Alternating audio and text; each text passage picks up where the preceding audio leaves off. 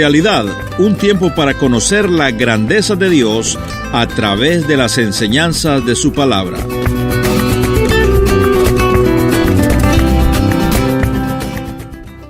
¿Qué clase de hombre es Jesús? ¿Es uno de nosotros? ¿Es más que nosotros? No es uno de nosotros. ¿Quién es? Él hizo obras de poder que nadie ha hecho. Jesucristo dijo: yo soy el camino, la verdad y la vida. Nadie viene al Padre sino por mí. Si me conocieran, también a mi Padre conocerían, y desde ahora lo conocen y lo han visto.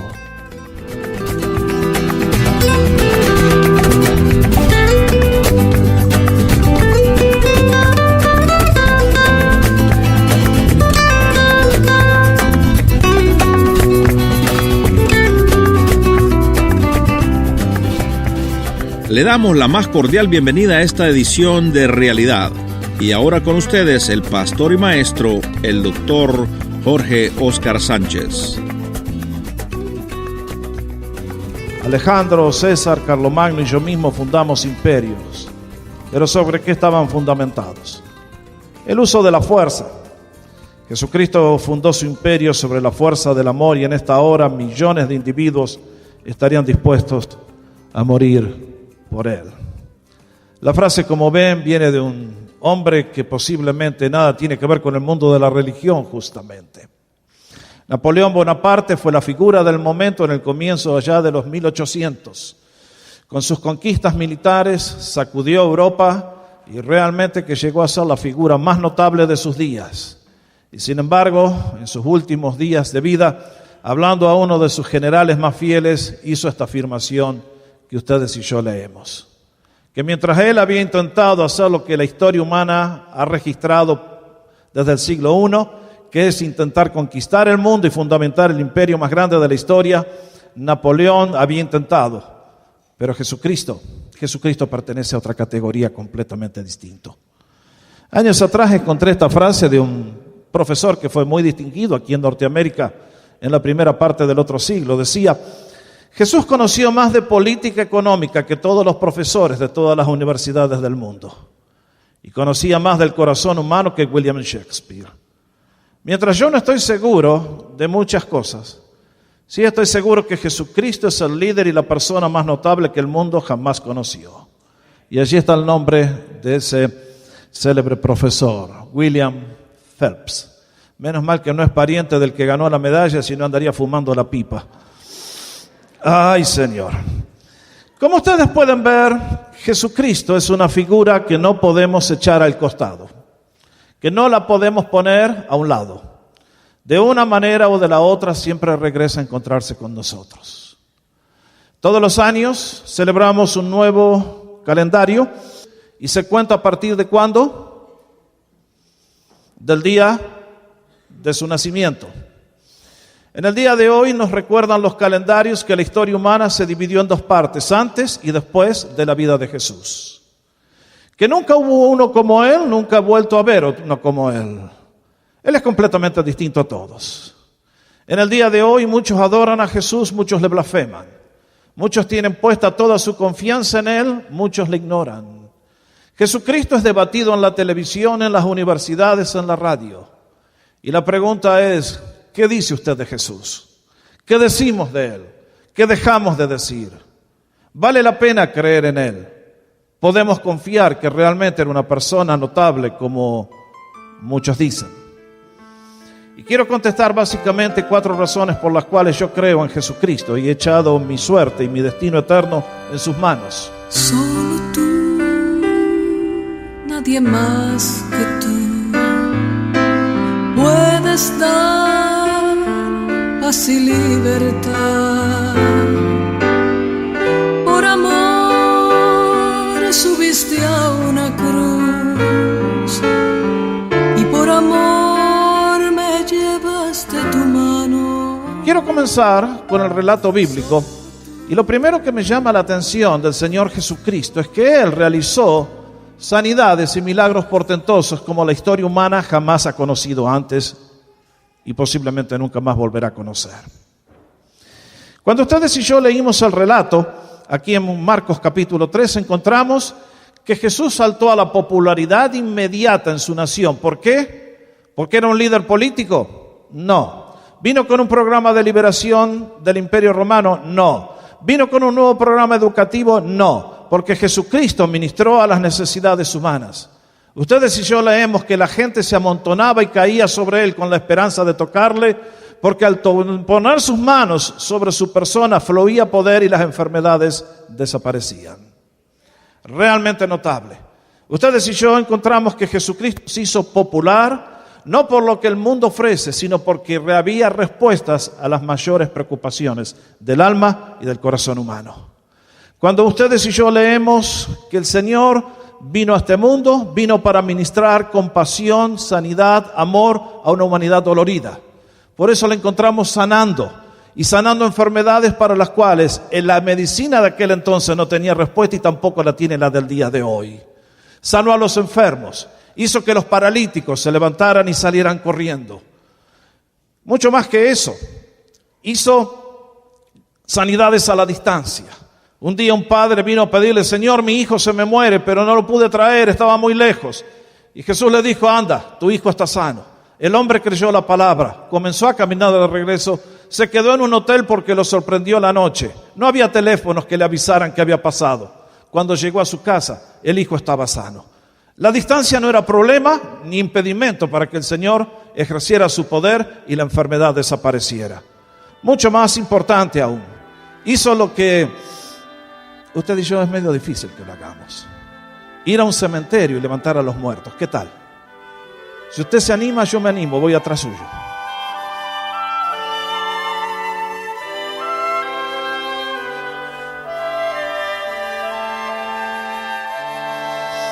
Nadie puede hacer eso.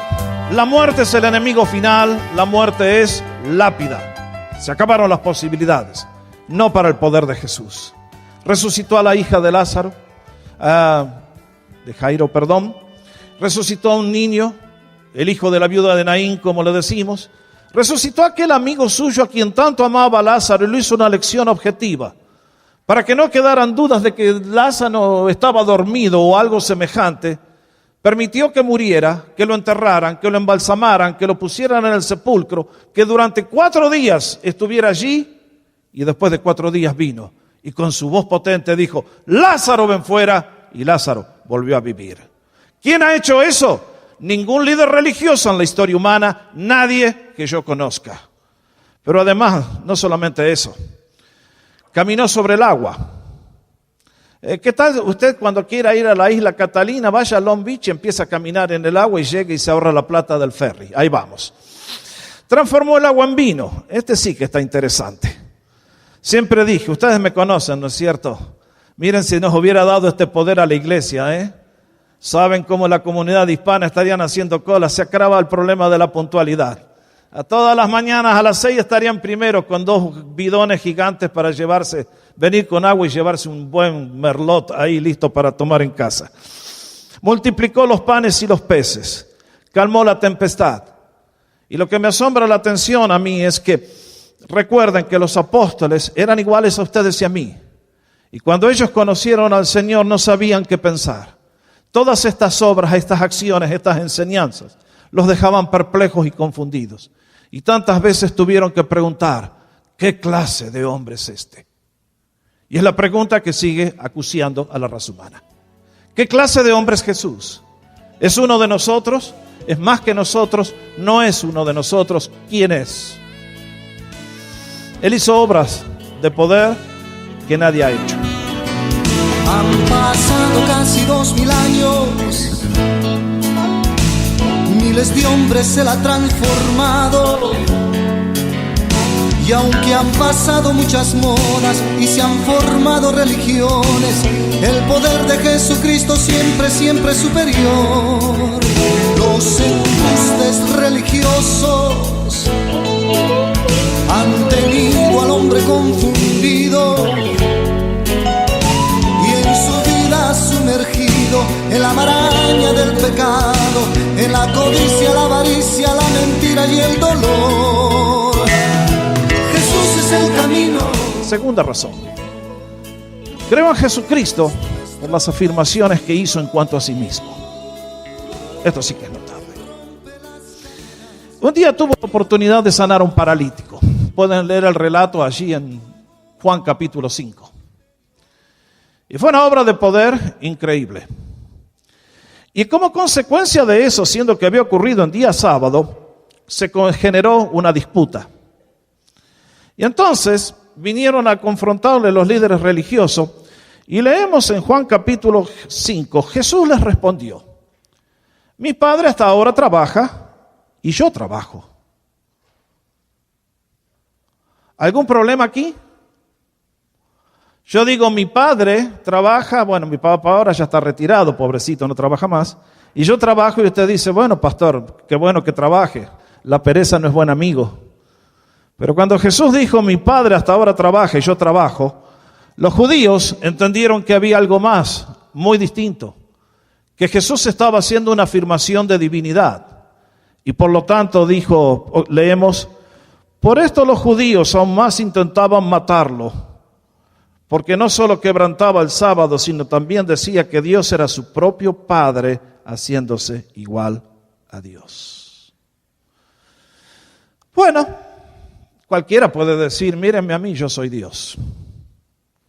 Hay que demostrarlo. Si una persona dice ser Dios y no lo es, los judíos pensaban correctamente. Eso es blasfemia, hay que asesinarlo, hay que apedrearlo. La ley nos dice que a cualquier profeta mentiroso que diga ser Dios, tenemos que matarle. Y cuando vieron a Jesús, dijeron, este es un muchacho de 30 años, y nos va a venir a enseñar a nosotros, y nos va a querer, no, afuera con él. Y pensaron, es un hombre más. Qué lástima, le erraron con el único que era distinto. Jesús dijo, el que me ha visto a mí, ha visto al Padre. Segundo, vean la afirmación que hizo la noche antes de ir a la cruz. Este es un párrafo que ustedes y yo, si conocemos al Señor de tiempo, lo sabemos de memoria. Jesús le dijo, yo soy el camino, la verdad y la vida. Nadie viene al Padre sino por mí. Si me conocieran, también a mi Padre conocerían, y desde ahora lo conocen y lo han visto. Acá Jesús está haciendo una afirmación muy notable. Nos está diciendo que en este día de hoy todos dicen, todas las religiones son buenas, todas las religiones son nobles, todas las religiones nos llevan al mismo fin, todas nos llevan al mismo propósito. Jesucristo dijo, están todos muy equivocados. Nadie puede venir a conocer a Dios, nadie puede llegar hasta el Padre fuera de mí. No dijo, hagan esto, hagan aquello, crean lo otro. Dijo, véame a mí. Y nadie puede llegar hasta el Padre si no es a través mío. Yo soy la verdad, yo soy el camino, yo soy la vida. Jesús no pidió que creyéramos ciertas cosas y hagamos otras. Pidió lealtad a su persona. Y dijo que el que le veía a él había visto al Dios invisible y eterno. Pero esta es una afirmación muy notable. Jesús, quiero caminar, pero caminar contigo, y al volver la vista atrás, ver el árbol floreciendo. Dame amor, dame humildad, y yo moveré montañas. Sí, Señor, tú me acompañas, que me pudiera faltar. Próxima afirmación. Llega el momento que los llevan a la muerte. La noche antes de ir a la cruz le hacen un juicio burlesco. Tuvo que enfrentar primero el juicio eclesiástico y luego el juicio judicial con la justicia romana. Y lo primero que le hicieron fue llevarlo allí con el sumo sacerdote. Intentaron fabricarle acusaciones y no tenían ninguna. Vino el fiscal y no tenían cargos que ponerle. ¿Por qué lo querían matar a Jesús? ¿Por qué lo tenían que matar? No había cargos. Miren, si un fiscal viniera con un preso a la corte y le dijeran, aquí traemos a este, ¿cuál es la acusación? No sabemos todavía. Ese fiscal pierde el trabajo así. Esto era un complot de mentes retardadas, ignorantes, a quienes el pecado había enceguecido y Satanás había poseído. Y lo traen al sumo sacerdote. Y entonces, finalmente, hartos de que no pueden decir nada, el sumo sacerdote le dice, bueno, Jesús, a ver, ¿qué dices tú de ti mismo? Eres el Hijo de Dios. Y entonces lo colocó bajo juramento al Señor. Y leemos, te conjuro por el Dios viviente que nos diga si tú eres el Cristo, el Mesías, el Hijo de Dios. Jesús respondió, tú lo has dicho. Y además les digo que desde ahora verán al Hijo del Hombre sentado a la diestra del poder de Dios y viniendo en las nubes del cielo. ¿Quién se atreve a hacer esa afirmación? ¿Quién puede hacer esa afirmación? Jesús la hizo. A veces algunos grupos que van a venir a golpearle la puerta a su casa le van a decir, Jesús nunca dijo que era Dios. Bueno, damas y caballeros, es imposible leer la Biblia y no darse cuenta que Jesús dijo clarito, el que me ha visto a mí, ha visto a Dios. Yo soy el Hijo de Dios. Y no solamente eso, sino que ahora me voy, pero después cuando vuelva por segunda vez, Caifás, vengo en juicio y te voy a ver. Realmente notable. Las afirmaciones que Cristo hizo fueron realmente muy distintas a todo lo que ustedes y yo nos atreveríamos a hacer si somos normales. Tercero, que Jesús desplegó los atributos de Dios. Cosas que solamente Dios puede hacer, que ustedes y yo no las podemos hacer porque no hemos sido capacitados para ellas. ¿Qué queremos decir? Solamente Dios conoce todo. Solamente Dios tiene conocimiento infinito, absoluto de todas las cosas y de todas las personas. Le conoce a usted, me conoce a mí desde el día 1 y conoce todo de mi vida. En Juan capítulo 2 encontramos esta afirmación notable. Mientras estaba en Jerusalén en la fiesta de la Pascua, muchos, al igual que en el día de hoy, dijeron creer en su nombre al ver los milagros. Pero Jesús mismo no se fiaba de ellos, porque los conocía a algunos. ¿Cómo dice? Los conocía a todos, sin excepción, y no necesitaba que nadie le explicara nada acerca de los seres humanos, porque él sabía lo que hay en el hombre. Bueno, cuando uno llega a este punto, habitualmente la audiencia se pone media mala. Porque cuando ustedes y a mí nos dicen que Jesús me conoce de tal manera y que conoce todo de mi vida y que conoce todo mi pasado y todo mi presente y mi futuro, y que me conoce de tal manera que no solamente conoce mis acciones y ha escuchado mis palabras, sino que conoce mi corazón, mis imaginaciones y todo lo que he hecho y lo que he dejado de hacer, ustedes y yo nos comenzamos a preocupar y con razón. Pero a diferencia de un espía que desea destruirnos, este Dios que tanto nos conoce no toma ese conocimiento para trabajar en contra nuestra, sino para realmente ayudarnos a salir del pantano. Segundo, Jesús perdonó pecados. Este es un atributo que Dios no se lo ha dejado a nadie. A mí me gustaría decirles, vengan acá y yo les perdono los pecados. No puedo, Dios no me ha dado esa autoridad, ni a mí ni a ningún ser humano en la tierra. No hay sistema religioso, no hay sacerdote, no hay pastor, no hay rabino, no hay quien sea que tenga esta autoridad. Nuestro pecado es contra Dios, solamente Él puede perdonarnos. La falta nuestra requiere perdón de un Dios infinito. Y en la historia que encontramos en Marcos capítulo 2, le traen al Señor un paralítico. Aquellos buenos amigos lo traen a Jesús con la esperanza de que Él lo puede sanar. Y la casa está llena y entonces decían en el plan de abrir el techo de la casa y bajarlo con adentro de una sábana tomada de los 4 bordes.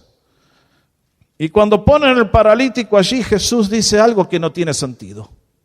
Le dice, hijo, tus pecados te son perdonados.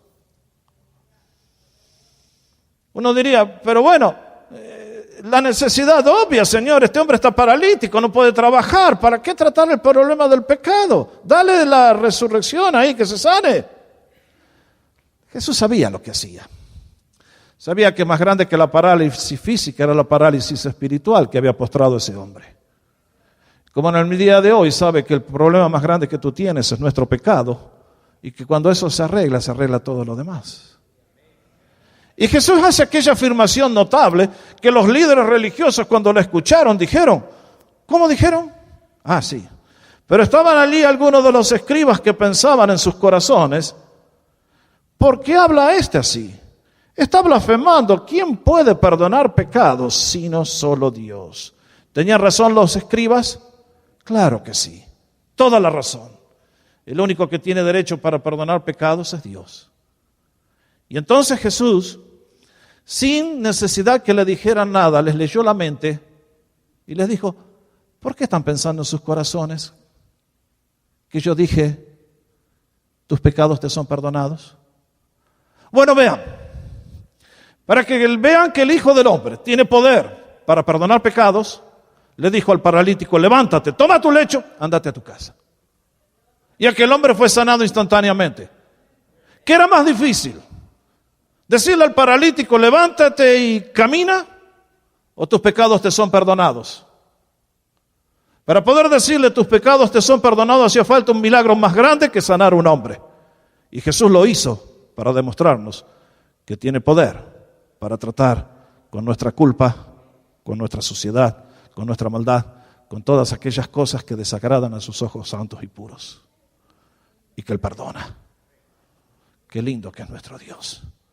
Y en este caso, Jesús nos recuerda de que no solamente era un hombre común, sino que manifestó atributos que solamente le corresponden a Dios. Habría mucho más para hablar, ciertamente no podemos ahora.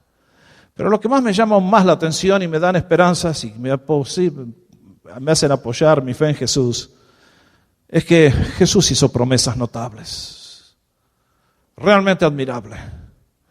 No solamente hizo obras de poder increíbles, no solamente hizo afirmaciones increíbles, no solamente demostró los atributos de Dios, sino que hizo promesas que realmente son increíbles. Esto es un tema largo, podría hablar por horas. Si usted alguna vez quiere hacer algo interesante mientras lee la Biblia, tome el Evangelio de Juan y con una lapicera, o como llamen esos markers, amarillo del color que le guste, comience a leer y vea todas las promesas que Cristo hizo. Se va a quedar asombrado. Son unas más gloriosas que la otra. Lo primero que nos recordó es esto: aceptación incondicional. Jesús dijo: todo el que el Padre me da vendrá a mí, y al que a mí viene no lo echo fuera. Siempre recuerdo una señora que un día se acercó a nuestro ministerio allá en Canadá. Su vida había sido un desorden y un desastre completo. Y los espíritus que la habitaban le decían: suicídate, suicídate, suicídate. Ya no hay más salida, ya no hay más esperanza para ti. Pero el poder del Señor era más grande que todo eso. La comenzó a buscar, la comenzó a traer. Y el día justo, cuando estaba predicando el sermón justo, entró a nuestra iglesia. Y qué notable que el Señor en ese día puso en mis labios decir: todos aquellos a quienes el diablo ha tirado a la basura, vengan a Jesús, que Jesús te recibe y te restaura y te bendice. Aquella palabra entró en el corazón de aquella mujer. Aquel día entregó su vida a Jesús y supo lo que era el poder del Dios resucitado para cambiar vidas y para hacerle una nueva persona. Si en esta mañana hay aquí alguien a quien el diablo también tiró a la basura y le dice: tú eres un fracaso completo, quiero decirte que Cristo te acepta y te dice: si el Padre te está llamando y te está trayendo, yo no te voy a tirar a la basura, yo no lo echo fuera, yo lo acepto. No importa cuán grande sea tu problema, cuán horrendo haya sido tu pecado, no importa lo que hayas hecho en el pasado, no hay pecado que la sangre de Cristo no pueda limpiar. Así es el Señor. Este es el mensaje que proclamamos a un Cristo que bendice y recibe. Segundo, mucho más asombroso aún, que las promesas de Cristo no son solamente para esta vida. Jesucristo dijo: de cierto les digo, el que cree en mí tiene vida eterna. Yo creo en el hombre que calmó la tempestad, que poseía el poder de dominar sobre el mar. Yo creo en su promesa, que pronto le voy a mirar. Yo creo en el Hijo, mas no en la religión. Batallo cada día junto con su pelotón, mas creo en su espíritu, que por nosotros la guerra ya ganó. Oh.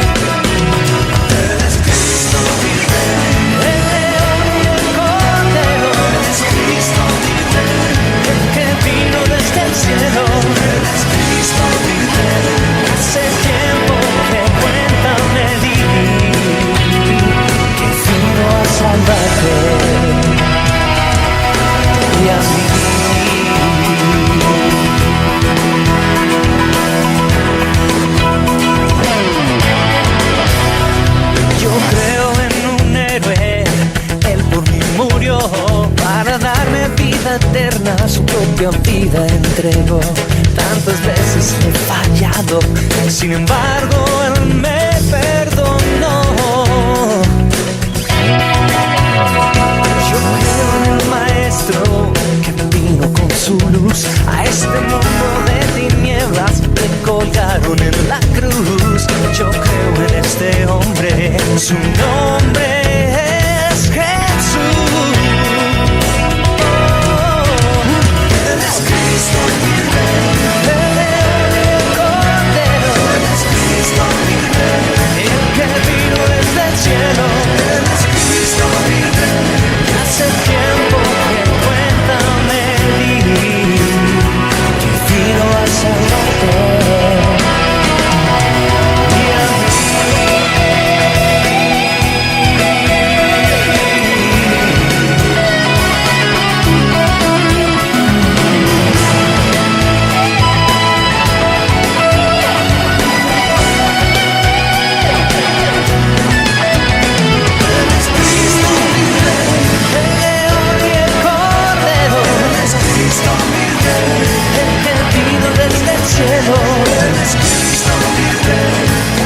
Gracias por habernos sintonizado y espero que haya disfrutado la reflexión. El Dr. Sánchez concluirá este mensaje en la próxima audición.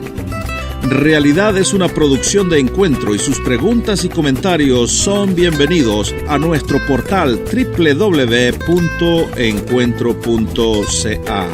Se lo repito, www.encuentro.ca. Si usted desea comunicarse directamente con el Dr. Jorge Óscar Sánchez, puede hacerlo a través de www.realidadonline.com. Otra vez, muchas gracias por su amable sintonía. Será hasta la próxima, en otra audición de Realidad.